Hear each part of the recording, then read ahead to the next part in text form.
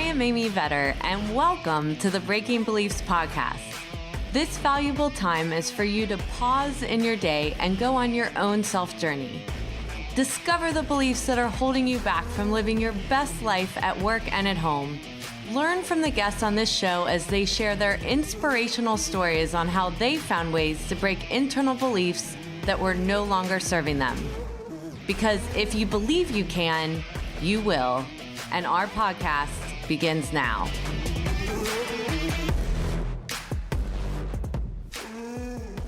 Welcome to this episode of Breaking Beliefs. My name is Amy Vetter, and I am so glad to be here with my friend Darren Root. Darren, would you please just give the audience a little bit of introduction for yourself? Sure, Amy. It's actually great to be here, and it's great to do this with you. Introduction for myself. So, been a practicing CPA pretty much my entire adult life. Went to Indiana University, started at Deloitte, sort of the normal path that we all go through, but then started a firm probably 40 years ago. But somewhere, along that journey, I started a company called Rightworks in addition to my firm, became executive editor of CPA Practice Advisor magazine, and sold my company. So I've been through a number of iterations. But that's at this point right now, I've started a new company called Better Every Day, and I still help a lot at Rightworks. That's awesome. So good. So we're going to get right into your story. So why don't we start out with where you grew up, what your parents did for a living, and if you had brothers and sisters, just give us a little background on that. Interesting. I don't know if I've ever really thought about my story. So this is going to be fun. This should be fun. I grew up in a small southern Indiana town called Bedford, and just south of Bloomington, Indiana. So Bloomington was a great town, had Indiana University there. Bedford was a small town that had, was much more conservative than Bloomington. Mm-hmm. My parents, were always together, have a brother, two sisters. We're very much, we're an athletic family. Everything evolved around sports. My dad had been a really good athlete. My brother, played Division I basketball. So we were around sports all the time growing up. But, sort of that traditional, go to church every Sunday, small town, ride my bike everywhere I went, didn't worry about too much, or at least at that point I wasn't.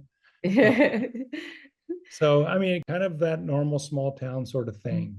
Well, so how did they end up in Bedford in the first place? Well, that's a great question. I think my dad's parents were sort of from the area, I should say. My mom's parents were Eastern Tennessee, so Johnson City. A lot of her family was Johnson City, Tennessee, and they were huge bakers, I think. So they own big baking companies. Oh, okay. In Eastern Tennessee. Seaver Donuts, I think, was the family brand. But my mom's dad, my grandfather, he moved to Indiana, to Bedford, to run a big bread. It was probably called Wholesome Bread at the time, and then ended up being Wonder Bread. Oh, wow. Yeah. So that's how my mom ended up there. Her and my dad went to high school together. Okay. My mom said she was not attractive enough, so my dad didn't pay any attention. He was an all-star, and so they didn't get married until they were about 30 years old. Oh, wow. Well, after my dad had played basketball in college, gone to the service, came back to Bedford to work, and met my mom. So, how did they meet? Well, I don't think I know the answer to that. I don't think that's they both, so I don't know that I'm going to find out the answer to that either. Yeah. I'm not sure. It's a good question. So your dad played basketball. What did he go to the service? What did he do in the service? He was a guy who rode an airplane. He was in the Air Force. Guy who rode in airplanes, and I think would read the maps as to when you were going to bomb something. Oh, wow. I don't know if he was ever in a bombing situation. Oh my God. But he would argue his real role in the service was playing basketball, because apparently this is the Korean War. Back then, I think he was stationed in Puerto Rico for a good time. Mm-hmm. But bases, according to his story, the bases were very competitive with each other. And so the colonels or whoever would run the bases were always recruiting the best athletes. So they'd have the best basketball team. So he thinks his official job with the Air Force was like bombing navigator guy, but his real job was playing basketball all the To time. win. Yeah. I actually had talked to someone that was in an accounting firm that had been a basketball player, and they would like get pulled onto audit jobs, but then get called off to go Yeah. play a basketball game. Yes. Or golf or, whatever it was. Yeah, and be able to get out of all the work and everyone would be mad. Yeah. Apparently he was a really good golfer as well. Well, I know he was a good golfer because I played golf with him a lot, but apparently he played on the tour for a little bit after leaving the service and getting married. There was a window in there where he was trying to play professionally golf. So apparently wasn't married, didn't have any, financial responsibilities. He was living with a U.S. senator in Washington, D.C., who happened to be from Bedford, and he played out of there. So, Wow. yeah, that generation largely didn't spend a lot of time talking about themselves. Mm-hmm. So what you really found out about, or what I found out about my dad, I usually heard from somebody else. Right. It was usually not something he was telling me. And also what's interesting is like their time to wait to get married, because that, especially from a small town, I'm sure people got married young. My wife was 19 and Yeah. I was only 40. No, Yeah. I was I was 22, or had just turned 22. Yeah. So why did your mom wait to get married? What was she doing? It depends on who you talk to. If you talk to my dad, it's because she didn't have any offers. If you talk to my my Gosh, this poor mom, woman. yeah, she had gone off to, I think, Columbia Christian College, which I don't know if it exists anymore, in Columbia, Missouri, and then went to work. She moved to Miami and went to work for, which was probably at the time some Bell Telephone or AT&T or something. And so she went and, at that time was doing a career or doing what she wanted to do, and then ended up, I'm not exactly sure why she ended up back in Bedford. That's a good question. Yeah. Interesting. So she, got her experience outside of Bedford. So did he. Yep. So they came back together. Did they both work?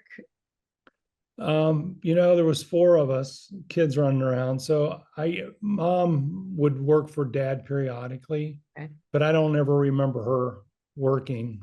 I was the second of four, so I don't Okay. ever remember her working. And dad worked for the Internal Revenue Service for a good while. So he And was an accountant. yeah. And then he started his own firm out of that, or partnered with the guy, and then ended up with the firm. Okay.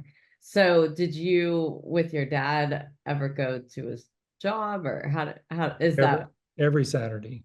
Oh, Every okay. Saturday. What did you do? I was, do you ever remember those? You're not old enough, but those big black binder things, my job on Saturdays, which I, for some reason, loved. Back then you had to put headings at the top of every column and, and every page. So my job was to pre-label all of those binders that we use. Yes. Yeah, I remember those. So black binders were everywhere, and Yeah. I had a great time Yeah. labeling Yeah. copies. So is that why you ended up choosing accounting yourself? I don't think so. I thought I was going to go to college, be in sciences, and maybe go down a dentistry path. Okay. But I realized once I got there that science was hard and accounting seemed really easy. So I gravitated towards what I thought was easy. It came sort of much easier to me for the sciences I had to work really hard at. So Yeah. that's probably why I ended up there. How'd you end up taking an accounting class when you were going towards science? I was going between the business school. Indiana University had a killer business school, and I wasn't positive what I wanted to do, but I did take, like a 101 or whatever it was at the time. And Hmm. I remember not having to study and, getting like an A plus in it. And I I remember did not trying have to, that experience. I was taking some science, I was taking some science at Indiana. You kind of, at IU at that time, you kind of take a fairly well-rounded That's nice. um, curriculum for the first two Yeah. years. Oh, that's awesome. So were you an athlete as well? Yeah. My brother was probably better at a lot of sports, most sports than I was, but I played basketball, I played football, played a lot of golf, but tennis was where I gravitated to and what I became really good, or at least in my mind, good at. So tennis was what I was most passionate about. Hmm. Back then, in a small southern Indiana town, I played quarterback too, and tennis and football were at the same time. You would get a lot of peer pressure not to play tennis. So Yes. I would play all summer and I would win tournaments and all this stuff. So it was kind of like accounting. It kind of came easier to me. I liked it, Right. was good at it, but the peer pressure was too great. Uh, and then I got hurt my senior year of high school playing basketball. So I played tennis on the tennis team. I decided not to play football, and then I was number one on the tennis team, and kind of went on from there. That's awesome. So did you still play in college? I played more as a reserve for Butler my first year. Hmm. I don't think I was good enough really to play at that level, Division One. But I practiced with him all the time. Was a pretty good hitting partner, and then I transferred to Indiana, IU, Okay. and that's a whole different level. Yeah. Tennis player, so I didn't, but I still play. I play today a lot. Yeah. That's awesome. Um, okay, so you ended up, and then let me just back up. So you said your wife was 19. So did you meet her in high school? Um, I'm thinking about that. So, yeah, probably when she was a freshman and I was a junior. I mean, in a Okay. small town, you kind of know who people are. And I think we'd gone to Hmm. the same church, but I was enough older than her that, we weren't in middle school together and we went to different grades, elementary schools. So I knew who she was. Um, and, but really, we started dating when she was a freshman and I was a junior. Okay. And what was it? Because you must have gotten married while you're still in college. I got married my senior year of college. Hmm. She had gone for a year to college and decided she didn't want to go anymore. Um, so I was working full time, going to Indiana University full time. I worked in the clothing business Okay. when I was going to IU and loved it. Another thing that I gravitated to and really liked. Um, but yeah, we dated most of that time. I'm sure there was some hiccups and some issues along the road along the way, but we dated most of that time and then decided to get married. I guess that was in 83. So my senior year. And she had just finished beauty school and was doing hair at a local hair place in Bloomington. Was that scary to get married that young, or were you ready? I was not smart enough to know the difference. Is as I look back and think about that, John and I did a podcast together Hmm. yesterday on the 7 habits of highly effective people. So we were going through a book and, we're talking about habit 2, which is begin with the end in mind. And I couldn't help but think when we were doing that, how much I didn't do that when I was young, right? It never crossed my mind. I was just kind of going with the flow. Hmm. And What was easy? yeah, I mean, you just thought that was the right thing to do at the time. And Uh-huh. we were young. And, I probably our funniest, my funniest memory of after we got married, my parents had bought a new Chevy, probably for, I don't know, $2,500 in Indianapolis. And along with that Chevy, they gave you 2 tickets to Cancun, which in 1983 was not a thing. There was like 3 hotels in Cancun. Right. But as a wedding present, my parents gave me the 2 free tickets they got. Oh, Well, little did I know that you had to land 3 times before you got to Cancun, oh, geez. Indianapolis. And my wife and I had never really traveled at that point. And you end up in sort of this remote place that feels kind of jungle-ish at the time, with a couple of hotels and authentic Mexican food, which we had never had. Right. Totally different. So we couldn't even figure out what to order for breakfast because it all had salsa in it. And, we're from a small town. So there began my cultural journey. We couldn't wait to get back to Indiana to get a Big Mac back then. So So funny. So my ex-husband and I got married, and his parents gave us the timeshare for Cancun as well. And we had like probably a saved little up. bit later though. Yeah, but it was definitely in a better state. But we had saved up for the wedding, so, and we knew like the timeshare was paid for, again, young, right? So we said, oh, okay, we'll just not work, we'll have a little bit of money there, but it should be cheap. It's Mexico. Right. And then we get there, it's so expensive. And so we end up having to go to like timeshare meetings every day to get a free meal. We've done that a time or two ourselves. Carlos and Charlie's was the Yeah. only place I can really remember in Cancun that we remotely thought was a place that we could go back to again. Exactly. Yeah. But okay, so tell me about how your accounting career started then. So I left Deloitte. I went to Deloitte, and In audit or tax or? I started in tax. I ended up in a new group that they were forming called their small business group.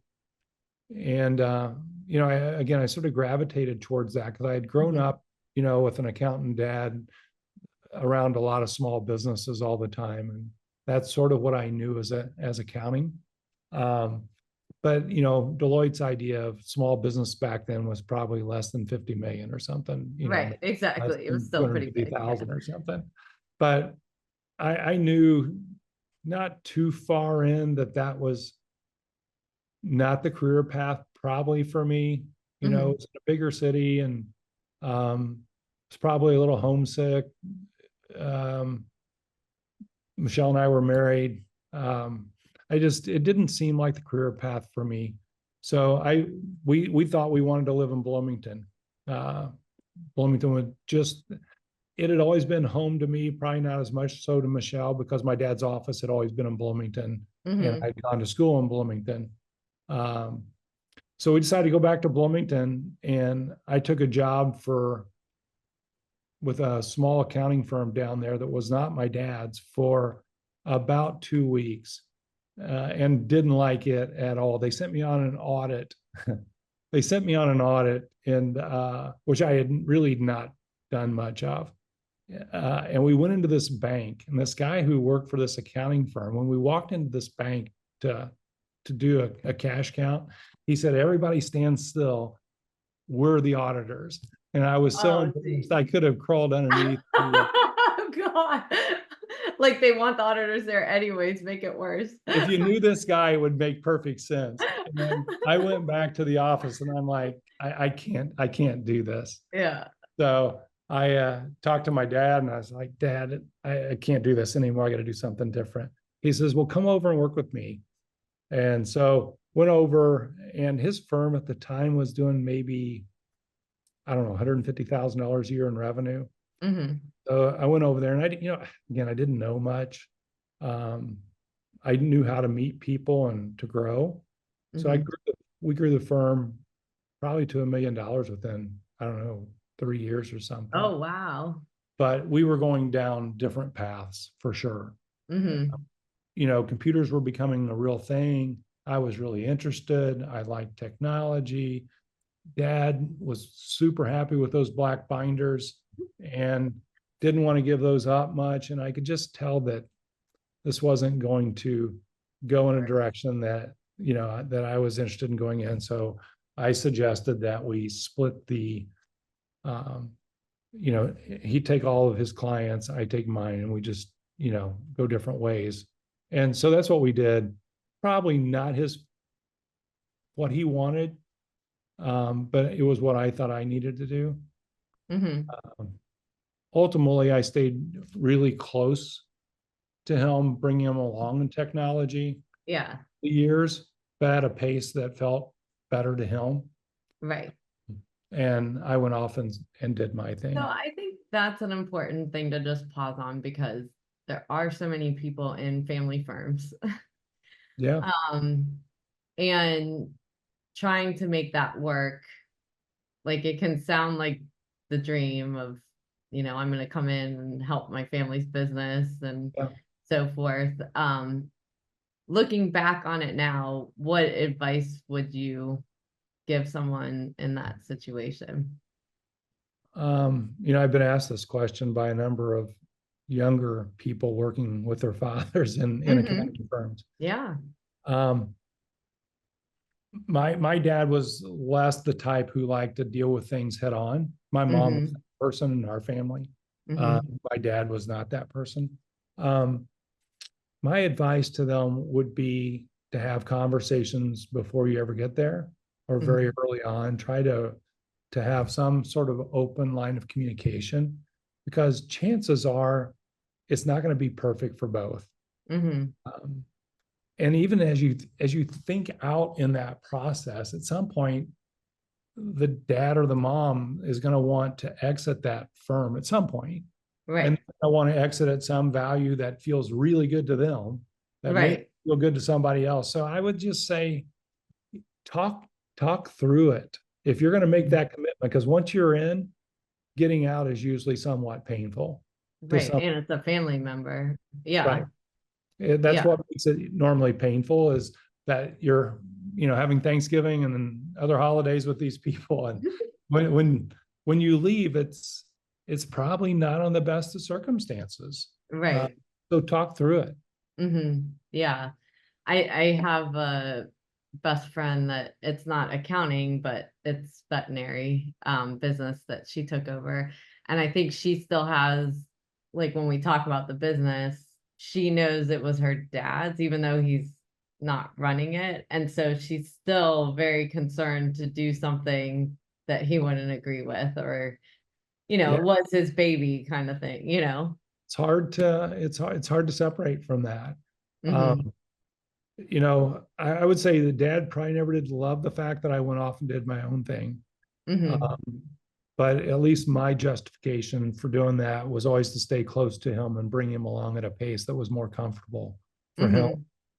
But then I could go grow something in the manner that I wanted to. So that ended up working out. But I wish that, it had been an easier conversation back then. Yeah. And it's very hard to approach as the child, It those is. conversations head on, where, like, if you were buying a business, you would be talking about those things. Right. Yeah. Yeah. So when you started your own practice and moved away, then what happened? Well, I stayed in Bloomington still. My practice just sort of took off at that point, because I was good at meeting people and engaging, and because I'd worked in the clothing business in Bloomington for all the years I was in college. I knew everybody in town. They would come in and buy clothes, and so I had relationships. So it grew really quickly. Again, I'm only in my late 20s at this point. I would say I was working all the time. We started a family a couple of years after we got married. So Michelle's like 21 and I'm 24. And now I'm, late 20s, practicing on my own. Didn't know anything about anything, but I was growing like crazy. And before long, we were taking on all kinds of business I was not trained for, I was not good at, because you had a CPA certificate, people just kept coming. So I would say I wouldn't call it a disaster, because I was I was growing a firm, making decent money. We were building a life, but I would say it got to be where it was painful because it was complicated and I was way out over my skis, is Mm-hmm. the way I would look at it. And arguably, that went on for 10 years, uh, Mm-hmm. like that. And then I don't, I kind of gravitated towards self-help books a lot.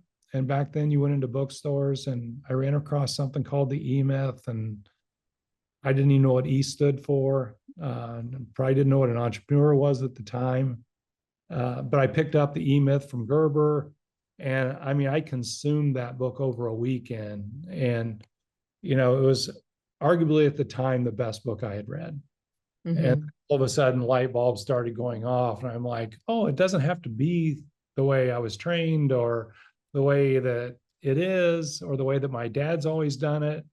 Um, it could be different. And I actually get to choose. Mm-hmm. So that was an epiphany for me. And it was probably in my mid to late 30s. Yeah.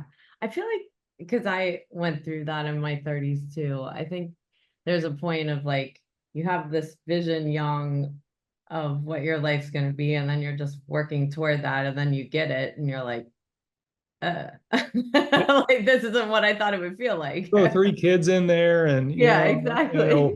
wife who wants you to do things. And it's like, oh my God, this is Yeah. horrible. Yeah.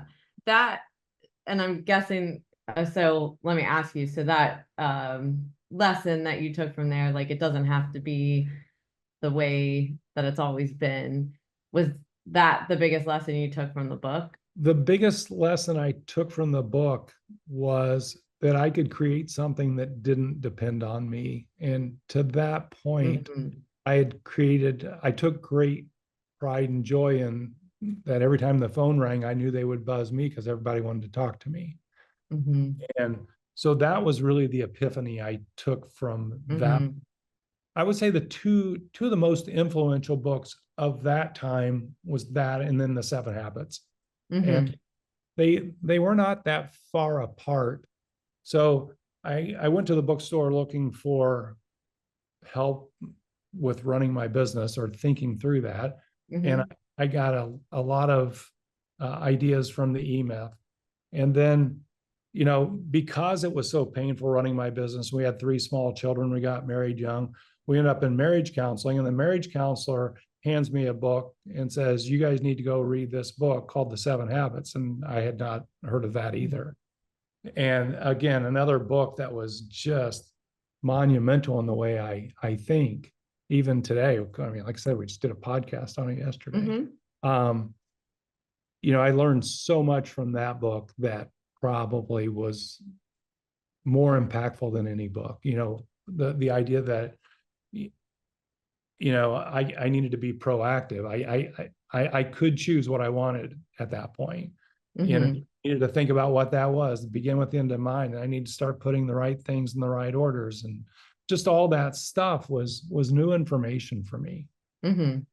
So I really grew a lot out of that. Yeah. Though when you said create something that didn't rely on me, um, it's ego. Like how do Yeah. you remove the ego of being the one most needed or the best idea, even if you're getting in the way of yourself? Yeah. And it's a very hard thing to allow others to step up and be able to do that. So, what was the process for you to not feel bad or guilty or Hmm. shame when it wasn't a call for you? Such a great question. I think at the time, it was more just about I was hitting a ceiling and it was painful and I just didn't want to live that way anymore. Hmm. I was unaware of the concept of the ego Hmm. at that point. That I've always been an avid reader. Hmm. I mean, I consume a lot of books, but somewhere along the line, it was several years later, I read Michael Singer's book, The Untethered Soul, and that's really where I started understanding the concept. of the ego, and how that could be something that's, I could see that, and it was a thing. And, before that, prior to that, I probably just thought of the ego as just, somebody having an ego. I didn't realize it was actually this thing. Yeah. So I wouldn't say that I for business reasons, I understood the ego and letting go and being able to see those things when I was making a transition of my business. That came much later for me. Yeah. Because I think you can buy into the concept of not having every phone call be for you because it's painful, right? Like Right. you've hit a point of pain. However, when it actually starts happening, how do you feel? It's like you have to keep telling yourself, this is what I want. Yeah, I think it's still a hard thing today. Hmm. I think it's always hard when you want to be, that person, uh, Hmm. and that you do have that, small ego Hmm. component. But I think beginning with the end in mind, or seeing a bigger picture, like, Hmm. John Mitchell and I talk about this all the time. It's, you know, you see what other people are doing, on whether it's on social media or in magazines or at conferences, and it can make you want to do those things. Hmm. And I've gotten to the place where I constantly ask myself, what is it in me that is making me even ask those questions? Because I don't want to do any of those things. Hmm. I really, there's a part of you that sucks you in, that wants, that wants something that you're not doing or that somebody else is doing. But at the end of the day, why? I constantly ask myself, why would I want to do that? And why am I letting my ego, pull me towards that? Does that make sense? Oh, yeah. It kind of reminds me, I tell this story of, because I think any transition is hard. And I especially feel like when you run a business, it becomes like your arm, like you associate that with you. Yeah. And I sold my business um, in my 30s and went to work for Intuit. And on the plane ride to Intuit, and I could not believe I was sad about selling my business, because I was like excited for this next opportunity. My business wasn't fun anymore. Like I had kind of lost the love for Yeah. it. I remember So when you went into it. yeah. And yeah, they created an FAQ of why did we hire Amy Better? Because there were people calling in like, why did you hire a QuickBooks Pro advisor? So it was so funny. But anyways, I was on the plane ride there and still struggling with like all the things I did love about being on my own versus going into a corporation. And I was reading the Yoga Journal magazine on the way there, and there was a story about an instructor. Her name is Sean Korn, and for people in yoga, she's like a national yoga instructor, international. She's very, she's incredible, but she does all of this charity work around the world. And the story was about the fact that she did it with these two other yoga instructors, and one of them was much younger than her. So the interviewer was asking her, how did you guys even pair up? And the younger instructor was telling the story about how she was teaching in San Diego, and all of a sudden she started noticing this, one day of the week, Sean Korn was in the back of the class taking the class, and before the class was over, she'd disappear. And so she could like never get to her to talk to her. She couldn't believe she was coming to her class. And then she finally figured out, like, this is my plan. I'm going to catch her before she leaves. And she catches her and she's like, I am just so honored that you have been coming to my class. Um, I would love if you would mentor me. Like, this is an incredible opportunity. And Sean Korn paused and said to her, I will do it on one condition. And she said, okay. And she said, when you feel threatened by the next person coming up, that you walk toward her, not away. Ah, And that was like such an important lesson that I read right at that moment, because in every season of your life, you have to make space for you the do. next people to come in so you can do your next best thing. And it's like the hardest thing to do, to let that go, because that's how you identify yourself. That's your ego, right? It's your accomplishments, it's how people know Yeah. you, but you can't get to the next level unless you open up space for somebody else. And it's Yeah, so that's hard. such a valuable lesson, though. I mean, it really is because, when I started doing what I kind of do with helping firms, there wasn't a huge number of people Hmm. doing that. You probably remember back Yeah. then. Gary Boomer was doing a Hmm. lot of it, and Jim was starting to come along, Boomer. Um, but they were kind of the gold standard of that Right. at the time. And now there's a lot of people Hmm.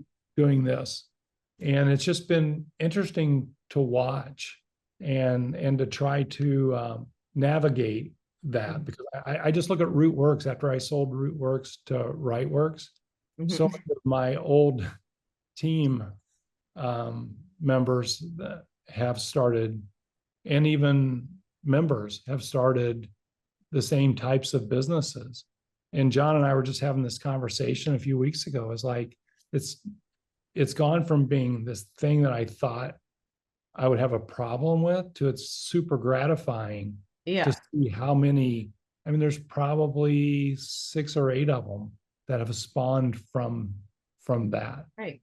Um, but And you look at that, you made that mark, right? Like you were able to create space for other people to be able to help people as well. Like the more people helping, the better. But it's hard to, think of that when you're trying to support a business and you're trying to, it is. invest all this money and do it, and then, see it in the light of it's actually making the whole better. Yeah, I mean, people probably wouldn't see this in me, but it's absolutely true. I'm mostly an introvert. Mhm. People would think, wow, you write articles and you do these speeches and you have, all this stuff. Um, and I enjoy doing all those things, Mhm. but it's very draining, Mhm. when it's over. I mean, I like kind of being by myself. Mhm. So I'm not an outreach sort of person. If I didn't have somebody selling and somebody like John who was talking to people and all that stuff, I'm super happy. And my wife's an introvert. So, we're super happy being at home, not talking Yeah. to anybody. But so sometimes that can come off as, not being very social. Mhm. And I'm not very social. I'm fine in social settings. I just Mhm. don't go create them most of the time. Right. So when people are coming along, and you should be reaching out and lending that hand and doing these things to raise them up and to help. I have a tendency to go into my den in Florida and sit with some empty bookshelves because they're not full yet. It's just Yeah. uh, Well, and I do think that's such an important thing to say, because everyone judges from the outside what they right. see and then their own experiences and then make their opinions. And I do think it is so important to have that openness to even ask the question, you know, why do you do that? And if someone asked you, you would say, I really like can't be around people this much. I'm just an introvert. And then it would be like, oh, okay. Instead of being like, oh, I'm offended. He just doesn't want to spend time. When I would get done doing a session or speaking at a conference or something, people wanted me to go out. I'm like, Yeah. no, I'll go back to my room. Yeah. I think people get surprised, how speakers are like that, but Yeah, you're putting out so much energy, it's like once it's over, you're like, it's like air coming out of a balloon. it is. It is. Yeah. So, so many great lessons here, Darren. I'm so glad that you shared this. I'd like to end with some rapid fire questions. So you pick a Sure. category. Family and friends, money, spiritual, or health. So I pick a category. Yeah. Spiritual. Okay. Love it. Things or actions that I don't have that I want to have spiritually. More regular meditation. Nice. Things or actions I do have that I want to keep spiritually. An open mind. Nice. Things or actions I don't have that I don't want to have spiritually. To think I know all the answers. A closed mind. Yes, I love that. And things or actions that I do have that I don't want. Baggage from Mhm. growing up in a closed environment. Yes. Spiritually. Yeah. Does that I make love sense? that. Yes, absolutely. Yeah. And I think as you get older, these answers to these questions change so much, right? Because you're like, you understand what's important. Just I know we're wrapping up, but a great book. There's this guy, his name's Richard Rohr, Rohr, Catholic priest. I'm not Catholic. He's Catholic priest for 50 years, Franciscan monk for about the same amount of time. But he's written a lot of books. Mhm. The one that I'm most fond of is one called Falling Upward. Mhm. If you ever get a chance, check that out. But he talks about the two halves of life. Yeah. The half where you're creating your container, and then the second half of life. And I find that very interesting. Yeah, that is interesting. Was he on Oprah? Yeah. I feel like sounds right. He He and was Michael Singer have both been very, awesome on there. Yeah, because yeah, he was on her podcast a few times. He yeah, definitely says things you wouldn't expect. yeah, he does. Yeah, he does. Yeah, How he's yeah, I how, love how him. he's maintained his Catholic priest status I know. is I know. probably, but he's fantastic. He is. So, is there anything you want to make sure that people take away or that we haven't talked about or you want to emphasize from today's discussion? Geez, be proactive. You get to choose, right? Mm-hmm. Just make sure you take a moment and make sure you're choosing the things that you want your life to be. I think that's just super important. Instead of, so the word Oprah would use is be intentional. Mm-hmm. Intent Yeah. is a I don't know if you listened to her latest book or read it. It's Things I Know for Sure. Mm-hmm. It's that's the name of it. It's really good. It's an Oh, interesting book. definitely. Awesome. Well, great. Well, thank you so much for sharing your story. And I really appreciate you making the time today. My pleasure, Amy. I appreciate you having me on. Thank you for taking the time out of your day to listen to the Breaking Beliefs podcast.